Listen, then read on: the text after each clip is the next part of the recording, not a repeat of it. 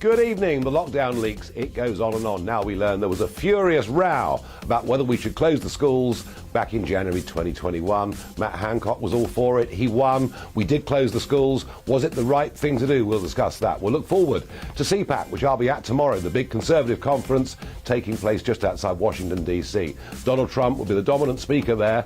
Ron DeSantis won't be there. We're going to try tonight to find out more about who Ron DeSantis really is. And also, 2,000 more pubs are threatened with closure. How on earth are we going to save the great British pub, without which our country would not be the same? But before all of that, let's get the news with Polly Middlehurst.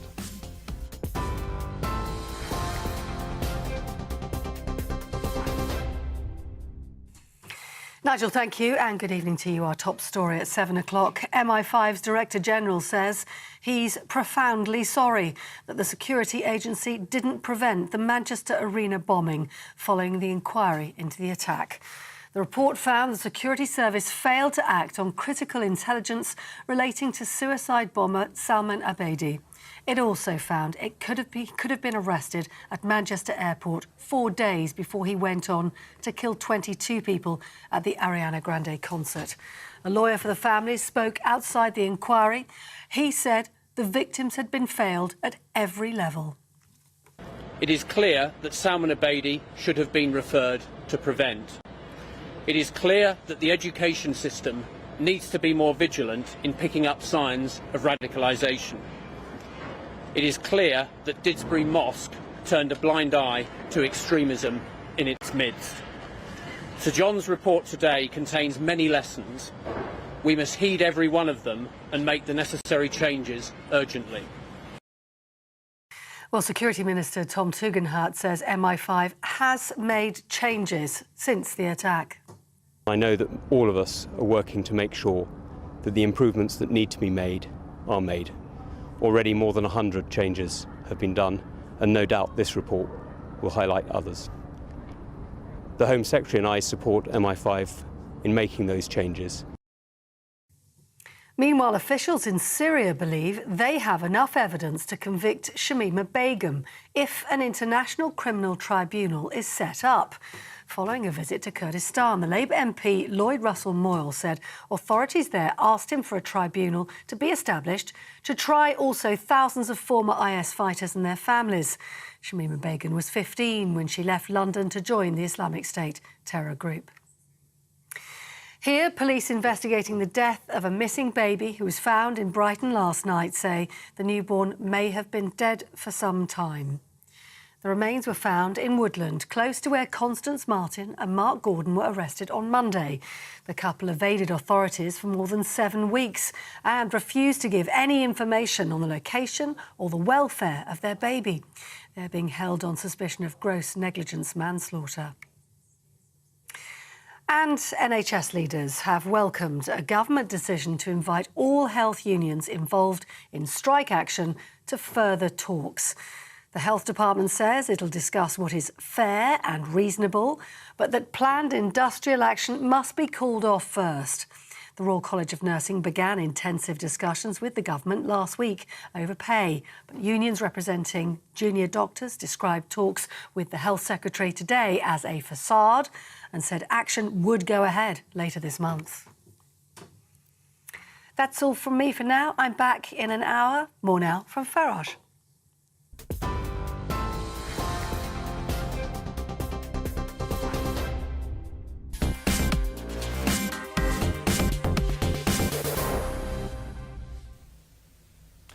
Well, the Daily Telegraph lockdown leak story is now in day 2. And the big stories today, well, the first was that we decided we'd make kids wear face masks in school because Nicola Sturgeon had gone ahead and done it first. And Boris Johnson said, we don't need the fight, we don't need the row. So our poor kids were made to go to school for some period of time wearing face masks. But the really big story that's come out overnight is that Matt Hancock was absolutely desperate to close the schools if we go back to January 2021. Despite the fact that very, very few people who were young were getting ill with coronavirus, Hancock feared Kids going back to school would mean there'd be an intergenerational spread. Sir Gavin Williamson, who was the Education Secretary, was absolutely opposed to the schools being closed. In the end, Hancock won and the schools were closed. And actually, for a lot of our youngsters, 2 years of normal education, 2 years of normal social interaction were lost. So I'm asking you tonight, were we right to close the schools? Give me your thoughts, Farage at gbnews.uk. I think it was an absolute disaster. Is it any wonder that we have an increasing number of kids genuinely suffering from not just mental problems, but social problems too, and very behind in terms of their academic development at schools? It was just awful, in my opinion. So, you know, I may not like the way all these emails have been leaked. I may not approve of it, but it is giving us some very powerful stories. And interestingly, yesterday I read out a statement that had come from Matt Hancock and his team defending what had happened in the care home, saying the Telegraph hadn't quite got it right. That was what the Hancock camp had to say. On this row about closing the schools, we have not heard a word from Matt Hancock and his team other than to say they're going to wait for the inquiry. Well, when on earth is that inquiry going to be? Well, joining me now is Catherine Foster, GB News political reporter. Catherine, I can see, you know, from right across politics and media, people saying, well, whilst they're quite enjoying these Telegraph stories, is there any news? Because I hear that the inquiry, the COVID inquiry, have spent nearly £1 million so far of taxpayers' money and not yet interviewed a single British government minister. Is there any hope or prospect this might get speeded up? Honestly, Nigel, I would say don't hold your breath, because Keir Starmer, the Labour leader, asked in Prime Minister's questions for a commitment from the government that the inquiry would be concluded this year. That was not forthcoming. Of course, the Prime Minister's spokesman says this is independent, you know, they will take the time that they need. But of course, in other countries, these inquiries into lockdowns have long since concluded. Sweden, for instance, that was wrapped up last year, France and Germany, they've already done these and got them out of the way. And in many ways, it's in the government's interests to let this drag on as long as possible. I mean, it could potentially be years. And that, of course, is why Isabel Oakeshott, the journalist who's leaked all these WhatsApp messages, is saying she's done so because she's saying it's in the public interest for this information to come out now. Yeah, two other stories. While you're there, in the Westminster Village, two other stories. Firstly, Boris Johnson coming out and saying he may not be able to vote for Rishi's deal. And I've noticed, and we've been covering this for the last couple of nights, but I've noticed in the newspapers increasingly people saying that actually the Prime Minister has oversold the Windsor Framework Agreement. I'd like a quick thought on that and what Boris may do and how big the rebellion can be. But also, astonishing that Sue Gray, the neutral, independent civil servant that carried out the inquiry as to what happened in number 10 Downing Street with the parties, we now hear is off to become Chief of Staff for Sir Keir Starmer's Labour Party. What does that mean for civil service neutrality? Yes, incredible news about Sue Gray, wasn't it? She had a high position in the Cabinet Office as a civil servant up until today, when she said she was resigning. She was told to go with immediate effect, as of course she would be, because she's now going to be Keir Starmer's Chief of Staff, leader of the opposition. Now, Keir Starmer wants somebody with massive experience of government, which of course Sue Gray has. They realise that they've got very little government experience in the shadow cabinet. But really, of course, this does mean that lots of people will now be saying, well, what about civil service impartiality? If she's gone off to join Labour now, was she really impartial over the Partygate allegations, which helped to bring Boris down? And talking about Boris Johnson, yes, I was at his speech. He has come out and been very critical, really, of the Prime Minister's deal, said that it was basically similar to what Liz Truss had been offered last year, that the EU were graciously unbending to let us do things in our own country but still being under their laws. And that really, he said, it was going to be a drag on a drag anchor on divergence and what was the point of Brexit if we couldn't go off and do our own thing. So it will be interesting to see what effect that has, although he did say he'd find it very difficult to vote for. That was an implication, obviously, that he'd vote against it. But he also said he could see the way the wind was blowing, that he understood that people wanted a deal and that they would have to hope that it worked. Catherine Foster, thank you very much indeed. And Boris Johnson there, I suppose we can say, really sitting on the fence. He's rather good at doing that before he makes big political decisions. He does like to see which way the wind is blowing. Back to the school story. You see, what's clear to me about this row that took place between Hancock and Williamson is that the decision to close the schools, this was more of a political decision than it was a scientific decision, because scientific opinion was genuinely split on the issue. We'd been told from the start the government would follow the science. I don't think Matt Hancock was following the science at all. Well, I'm joined by Christine Cunniff, who's the principal at LVS Ascot.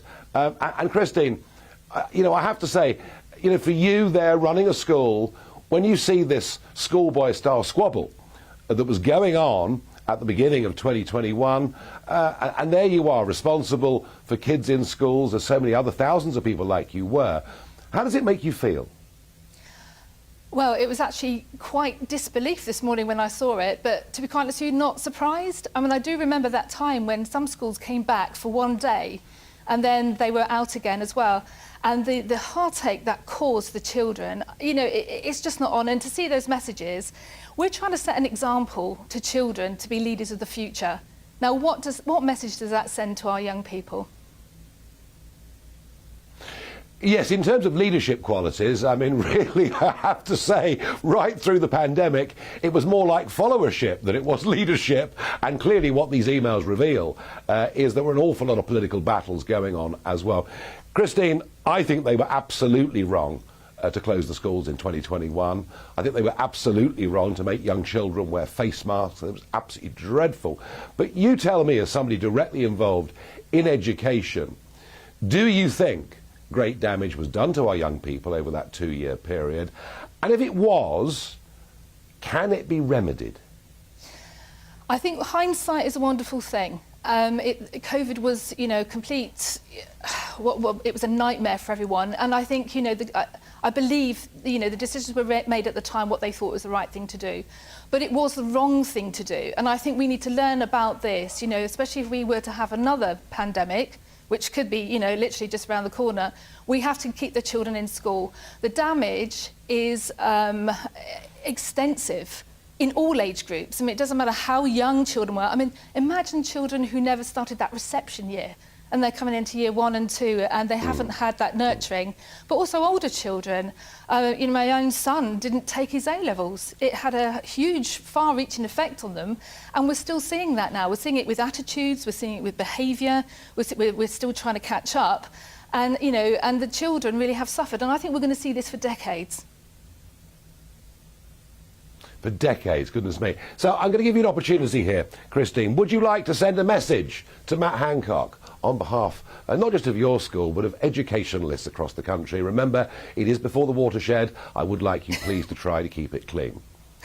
Of course, and I'm a head teacher, so I definitely will keep it clean. I would say these are children's lives, these are adult lives that you're playing with. And if ever we have a pandemic, I hope we learn from it and that we have people with the right qualifications and experience in the right place to lead our country into the future. Christine Cunniff, thank you for being so diplomatic and for joining me tonight on GB News. And Christine, they're laying out, you know, clearly, you know, she thinks there could be damage to our young people and this could go on actually for decades. I find that really pretty depressing. Well, at about 10:30 tonight, we'll find out what tomorrow's front page in the Daily Telegraph is going to be. And I've no doubt, as these next few days go by, we will find out the extent to which government chose to try to frighten us. Ministers used the Coronavirus Act to put impositions upon our liberty and our freedoms that they didn't even dare do during the Second World War. There is a lot more to come out over the course of the next few days. I'll be back with you in a couple of minutes.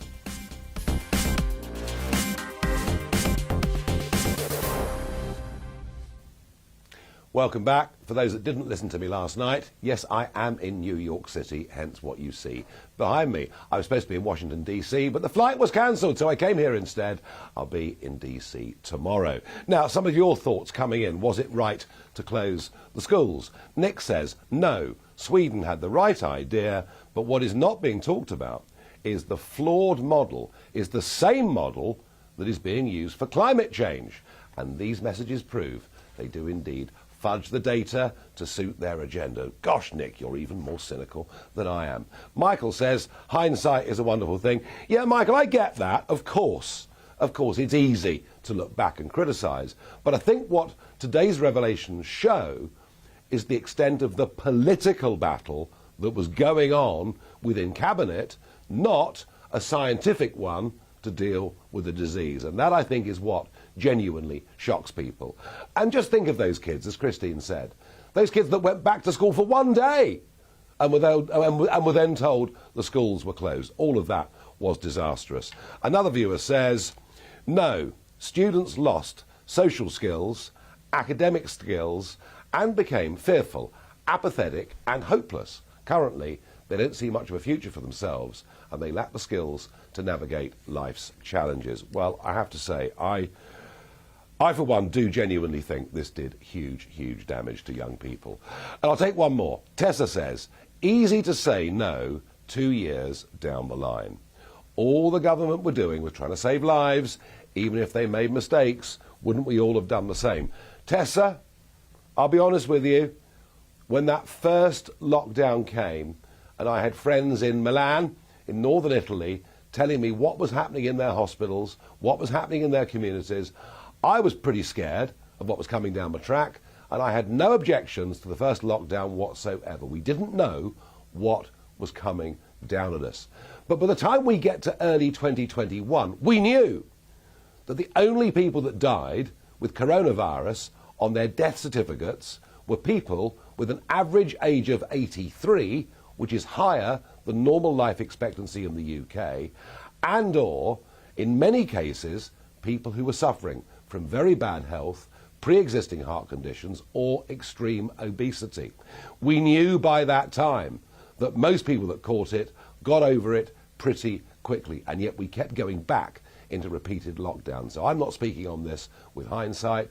I have to say, by the time the second and third lockdowns came, I was completely opposed to what the government was doing. And I was watching what was happening in Sweden and indeed what was happening in Florida under Governor Ron DeSantis. I might mention him in just a moment. Now, terrorism, or more accurately, our counter-terrorism strategy, has come under some really pretty strong scrutiny in the last couple of weeks. We've just had the Manchester inquiry, the third inquiry into that horrendous suicide bomber who killed 22, mostly young kids, at that concert. And I have to say, the report just tells us about failure after failure. Salman Abedi was not referred to the PREVENT programme, and MI5 are being pretty frank in saying that he should have been. But even if he had been referred to PREVENT, we learnt last week from the Shawcross report that even PREVENT doesn't seem to be working properly. And bizarrely, 80% of the referrals to PREVENT are for right-wing extremism, whereas in reality, 80% of genuine police time dealing with terrorism comes from the Islamic threat. And perhaps because of all of this, our Home Secretary, Suella Braverman, has said that political correctness is actually stopping us from rooting out dangerous Islamic terrorism. Is she right? I have a sense that maybe she is. But Major General Chip Chapman, former head of counter-terrorism at the Ministry of Defence, will, I've no doubt, have a better and much more informed opinion than I do. Chip, good evening. Welcome to the programme. I mean, all of these reports, it seems to me, are pretty damning. Suella, is she right to say that it's political correctness or, frankly, cowardice that means we're not dealing with the problem properly? Well, I don't think she is, because, of course, if you're a practitioner in counter-terrorism, you follow the threat, not any political correctness. And it doesn't matter if it's left-wing, right-wing, Northern Ireland terrorism, or the fourth one now, left and single-issued terrorism. if it stacks up that it's from any of those groups, that's what you follow. And that's why, for example, 66% of those in prison are from the Islamist persuasion, 27% currently from the right wing, and the remainder from those left and single-issue terrorists. It's also not really true that Prevent would have helped in the case of Abedi. So, for example, he was 20 when the statutory imposition came from the CT and Security Act in 2015, which gave schools and universities and the NHS a mandatory statutory requirement to refer people they thought was vulnerable. I don't think he was in that system. So that wouldn't have helped, even though Prevent has been in from 2003. So I don't think the thing is necessarily broken, and we've got to be really careful on how we look at this. But you follow the threat, not the ideology. That's what they do. Now, in the case of Abedi and the Manchester attack, you have to then go back to what was said afterwards. So about a week after, we, of course, had the London Bridge attack. As a result of that, the DDG, Deputy Director General of MI5, who was actually Ken McCullum at the time, now the Director General, led an operational improvement review. Did we get things wrong? And from the reports to that, which would probably feed in to the report of Sir John Saunders today, they said they got two things wrong. The first one was they could have potentially stopped him at a port, or the port's philosophy, that's ports, airports, train stations under a Schedule 7. The second one is Abedi in 2014 was a closed subject of interest. He was a subject of interest from January 2014. He fell off the radar to become a closed subject of interest in July 2014. The most amazing thing, really, is that using big data, machine learning and artificial intelligence, they had picked him out from 20,000 closed subject of interest and were going to reinvestigate him and had actually put him on the radar for a meeting, but that was going to happen 9 days after the attack. So he was on the radar. Yeah. It wasn't in a timely fashion. But like all these things, we have to remember that sort of being on the radar is not the same as if you're on the prioritisation grid. And there are people who at the time were far higher than him, which they probably prevented. And as a result of these operational improvement reviews, of which there were 104 recommendations, the key thing about when they were implemented in 2019 is, are we safer today? Because, of course, sadly, it is 6 years on from Manchester. I would argue we are safer today. It's largely lone actor attacks. They're very difficult to stop, but large plots are largely gone now. So, for example, to put some figures on that, 2019, 2 were killed, 2020, 3 killed, 2021, 1 killed in terrorist attacks. So the heyday of terrorism has gone, although, of course, Northern Ireland-related terrorism, we saw that horrible attack on the PSNI policeman in Northern Ireland last week. No, Chip, that's a really good, very good, and actually quite encouraging explanation of where we are with things, because we don't hear about the good news. We don't hear, really, do we, about the attacks that are foiled. We hear about it when it's gone wrong. One final thought is that Suella Braverman did talk about grievance narratives, and this was very specific, and it was saying that if we investigate and look and start to criticise aspects of extreme Islamism, this gets taken by some elements of the media wrongly as being an attack on everybody of the Muslim faith, hence this grievance narrative. And what she was really saying is that when it comes to that particular terrorist threat, she thinks we're soft-pedalling, but you clearly don't agree with that. Well, there's always been a strong prevent narrative, and that was really why it took so long for Shawcross's Prevent report to come out. Prevent is a good thing. It's to stop vulnerable people being drawn into radicalisation. If you're already radicalised, you wouldn't go into Prevent. You'd be in Pursue and be looked at by Counter-terrorism Command and MI5. So Prevent isn't broken. It needs to be supported. And that was one of the things today that was actually said by Sir John Saunders, that the police welcomed and thought Prevent was a very, very good thing. It generally works. We need to support it. But there is a lobby of people who think that it is focused on the Islamic community. It is not. It's focused on all of those who seek to do harm to the UK of whatever persuasion. Yeah. Chip Chapman, thank you very much indeed for joining us this evening on GB News. We're sticking with a fairly similar theme, my What the Farage moment from today, and you may have heard about this case, but it's a school just outside Batley in Yorkshire. and it involves a boy. It involves 4 boys, and one of them brought in a copy of the Quran, and the copy of the Quran got dropped and trodden on. It didn't get burnt or set fire to, as some of the sort of wilder reports suggested. But this was, and it probably was lads larking about. But this was taken to be causing terrible, terrible grievance. And we finished up with 4 boys being suspended from the school. One of the mothers has spoken out, making it clear that her 14-year-old didn't have any malicious intent, but these boys aren't currently at the school. And I just wanted to muse on something. Can you imagine if somebody, from whatever faith, had brought a Bible, the Holy Bible, into school, and the Bible had been dropped, trodden on, or damaged in some way? Do you think those kids would have been suspended? I don't. It does show a very mixed sense of priorities in what is supposed to be, or at least used to be, a Christian country. We'll take a break. Back with you in 2.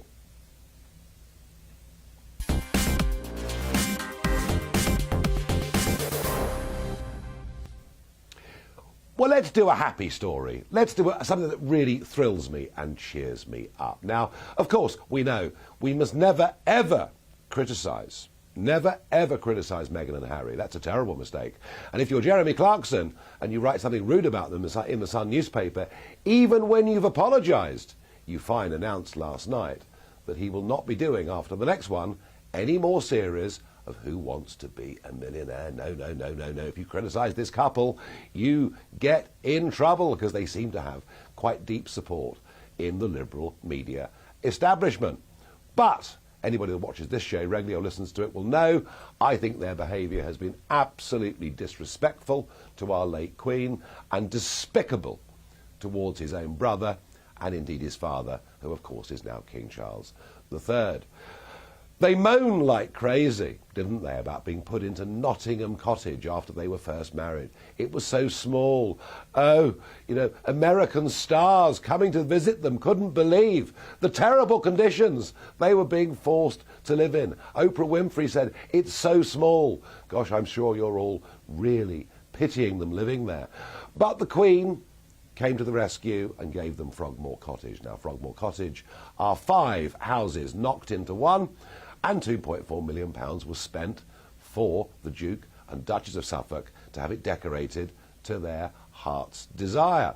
So really, they've been having their cake and eating it, because they've been living on the west coast of America, making vast amounts of money from the book and from Netflix and everything else, slagging off the royal family, the Commonwealth, virtually everything about our country, but able, at will, to come back to Frogmore Cottage. Well, the King has acted, and I don't always agree with everything the King says, as you know, but he's kicked them out. He wants the keys back. Yes, they will not have Frogmore Cottage anymore, and it will go to Andrew, who, for him, and it must be horrible for him, really, to have to leave a 30-room home, but hey, he's going to go into Frogmore Cottage. Well, maybe I'm being a bit light-hearted about this, because I do think, actually, there are deeper, perhaps even constitutional consequences from this. And I'm joined by Rafe Hadel-Mancu, royal commentator and GB News favourite. Rafe, some people have suggested that this is revenge coming from King Charles. If it is revenge, I have to say, I rather like it. Yes, well, about time, I'm sure many will say. And I'm sure that, you know, cries of finally could be heard ricocheting around the kingdom, you know, as the British public heard about the King's decision, decisive decision, I should say, to give the Duke and Duchess of Duplicity their final just desserts and to evict them. You know, the King's been extraordinarily patient and tolerant. I think we can all agree. And, you know, much like a good Christian monarch would, I think he was hoping that there would be a prodigal son moment where his wayward son would return. But, you know, after all the temper tantrums we've seen from this crybaby and his delusional drama queen of a wife, it appears that it was the publication of Spare, Harry's vulgar memoir, that issued these vile attacks on Queen Camilla. That was the final straw for His Majesty. And the thing is, the King and the royal family aren't allowed to actually rebut or respond to any of this vile nonsense from Team Sussex. What the king has done here, actually, I was thinking about it, is sort of the equivalent of a government declaring a diplomat persona non grata. When an ambassador is declared persona non grata, they lose their residence and they lose their privileges and they have to leave the nation. And that's essentially what the king has done to Prince Harry, because this is actually quite a masterstroke. The practical reality is that he's not only evicted them from Frogmore, by losing Frogmore, they've actually lost their royal roles, which we'll discuss constitutionally, and essentially potentially been evicted from Britain. Because if you lose Frogmore, Harry's now lost his domiciled status in the UK. And what that means constitutionally is that he can no longer be a councillor of state. And a councillor of state is a very important constitutional role, which means when the sovereign, the king currently, is incapacitated or abroad, there are 4 senior royals who can fulfil certain functions of the role of the king. And Prince Harry has been one of those councillors of state. But without any UK domicile, he's been very publicly and unceremoniously stripped of that. But also, the other thing is, by losing Frogmore, he's now lost the Windsor Castle Estate's Royal Protection Police officers and security detail, which means that he now feels that his only safe space in the UK has been denied him. And we've heard them say repeatedly, and it's been reportedly said by his supporters like Omid Scobie over the past couple of days, that they now may limit their number of trips to the UK. If they will actually come to the coronation, we'll see. So by losing Frogmore, they've lost their royal role, and potentially they've been evicted from Britain too. Yeah, no, absolutely, Rafe. As I say, there is an important constitutional point here, and thank you for putting that very clearly to everybody. Let's just focus for a minute, if we can, on the coronation. It's about 9 weeks away, but it really is coming up very, very quickly upon us. As I understand it, an invitation has been extended to Harry and his wife Meghan, but they have said they will only come to the coronation if they're given an apology. I can't believe this, but this is what I'm told. If they're given an apology by William, Kate and the King. Is that about where we are? Yes, so the invitation hasn't yet been confirmed as being sent or received, but we're expecting this to happen. But you're quite right. You know, I don't know what life is like on planet Sussex, but they seem to live in this alternative reality where up is down and left is right. I mean, it's quite inconceivable that you would, launch a hail of abuse and attacks upon your nearest and dearest and then expect them to apologize. And you have to really ask, what are they apologizing for? Harry should be lucky and Meghan should be consider themselves lucky that they're even getting an invitation to this great ceremonial event. Unfortunately, I think the problem is if they do accept this invitation, a lot of the media attention, which should be on the most important ceremonial and constitutional event our country has, the first coronation in 70 years, all focus should be on the King. And I just hope that we don't get this sidetracked distraction of Harry and Meghan and their ongoing fracas and turning the coronation into Coronation Street or something, if I could say. No, I get that. Well, I hope they don't come. If they do, they'll be booed in the street. I know, because I'll be queuing outside to boo myself. But you said the coronation's all about the King. But a final thought, if I may, while I've got you. We have learnt over the last few days that Camilla absolutely will not be the Queen Consort. She is going to be the Queen. And what I found interesting about that statement was there didn't appear to be any pushback against the idea at all. Do you think she's actually managed to win, despite a pretty rocky start, over the hearts and minds of the British public? I think absolutely right. I mean, it must be said that Queen Camilla became Queen the moment that her husband acceded to the throne. She's Queen Consort with a small Q and a small C, but there's no official title of Queen Consort. She is officially the Queen. But what the palace has done very, very cleverly and I think very correctly is they've allowed the public to get used to the idea of a Queen Camilla in stages. So, of course, we first heard the Queen say that she hopes that the public will accept Camilla as Queen Consort. And then, of course, to avoid confusing having two queens so close together, Queen Elizabeth and Queen Camilla, quite rightly, I think we've had for this period references to the Queen Consort, even though she is really Queen. And then from the coronation, we will finally drop the consort and regard her as Queen. And yes, this has been a long process over the past 20-odd years of getting to know Queen Camilla, and everyone who's met her will say that the same thing, that she's extremely funny, down to earth, really unlike the sort of roles you would expect. The key task for the royal family and the monarchy is to impart that same feeling we now have for Queen Camilla around the Commonwealth realms, where they don't know her so well and where she still is an unfamiliar figure. And unfortunately, 25 years after Diana's death, whenever there's a royal tour of Canada, Diana is brought up yet again after a quarter of a century. And I just hope now, finally that will be put to bed. People will see her for the woman she really is. Rafe, thank you very much indeed for joining us tonight. As usual, informative and entertaining too. Now, folks, bit of breaking news. I said to you earlier on that the Daily Telegraph will be getting ready for their next big headlines. Well, one of them that's popped up already that'll be in tomorrow's newspaper seems to involve me. The headline is, "Can we lock up pub hooligan Nigel Farage?" asks Hancock's team. Team wanted to take action against Brexiteer when he tweeted video of himself in a Kent pub after travelling to attend a US Trump rally. All right. OK, here we go. I'm going to fess up. When the first lockdown came, I thought, all right, I will accept that this vile coronavirus act has gone through the House of Commons, giving ministers powers we've not seen since the time of medieval kings. I didn't like it, but I obeyed it. But when I saw lockdown after lockdown, when I saw hysteria surrounding the number of times we all had to get jabbed, when I saw a media earning so much money out of advertising that there was almost no room for debate or criticism, and when I saw Matt Hancock standing up there and saying things like, "This is an order, you must stay at home," I thought, as the months went on, the hell with you. This is absolutely ridiculous. You're telling me I can't even go fishing. I can't even go on my own and sit, you know, on a beach somewhere and fish. This is crackers.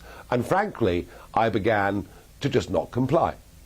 And did I go and visit elderly relatives that I shouldn't have done under the law? Yes, I did. And I bet many of you did too. Did I meet the odd person for a drink in the garden when we weren't allowed to? Yes, I did. And I bet many of you did too. And that particular picture, when I had been to America, I was supposed to quarantine, I think, for 14 days. And was I, when I was photographed that day the pubs open, had I reached the full 14 days? Well, it was a bit nip and tuck. I think probably I hadn't quite reached the time. But you know what? Whatever I did, whatever I was doing when I was out there breaking these ludicrous rules, I always made sure I used hand sanitizer. I always kept my distance from people. And I have to say, you know, bad laws make people lawbreakers. So there we are. I've fully confessed. If you think the worst of me for it, I'm sorry. But I just don't like tyrannical government. I don't like little pipsqueaks like Matt Hancock telling me how I should live my life.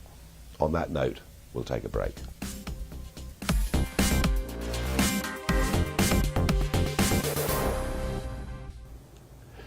So I'm going to be at CPAC, this big Conservative conference, for the next couple of days, and of course the star attraction is going to be Donald Trump. He comes every single year and speaks to grassroots Conservatives, just as Ronald Reagan did before him. The Trumps, well, they just never bothered because they were rather too establishment to go out and meet the great unwashed.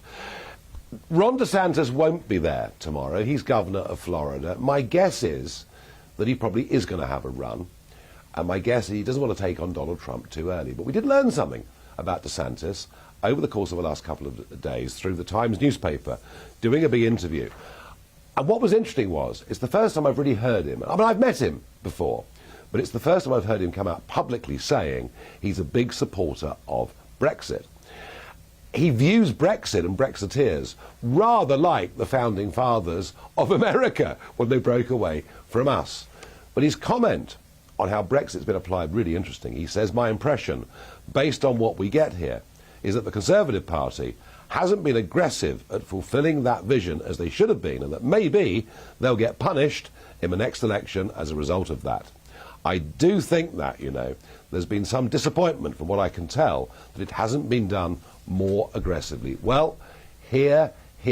Seems to me Ron DeSantis has his finger very much on the pulse of UK politics, and whilst he may be a state governor, He's running Florida very well. And that means, and yes, of course, I'm a friend and supporter of Donald Trump. You all know that. But it does at least mean the Republican Party have actually got some quite good people to choose from, far better than the Democrats. Now, I'm worried about the closure of pubs. The one closest to my house closed just a few weeks ago. We're told there are 2,000 pubs on the verge of closing. It worries me because not just are they community hubs, but every pub is a parliament. It's in pubs where we openly debate things and think about things and often have our minds changed. How serious is this and what can be done? Well, Simon Cleary is the landlord of the Plough in Great Chesterford in Essex. Simon, twofold really. Number one, and I'm seeing it, you know, living in Kent, not that far south of the river from you. Number one, how bad is this crisis? But number two, is there anything Jeremy Hunt can do in the budget on the 15th of March that might help to alleviate the problem? Well, Nigel, it's very bad. And before we talk about that, can I just go back to your previous point about lockdowns? Lockdowns were horrendous for pubs. We had no income for nearly 8 months. We ended up with a bounce-back loan of £25,000 that we're now paying back on a monthly basis.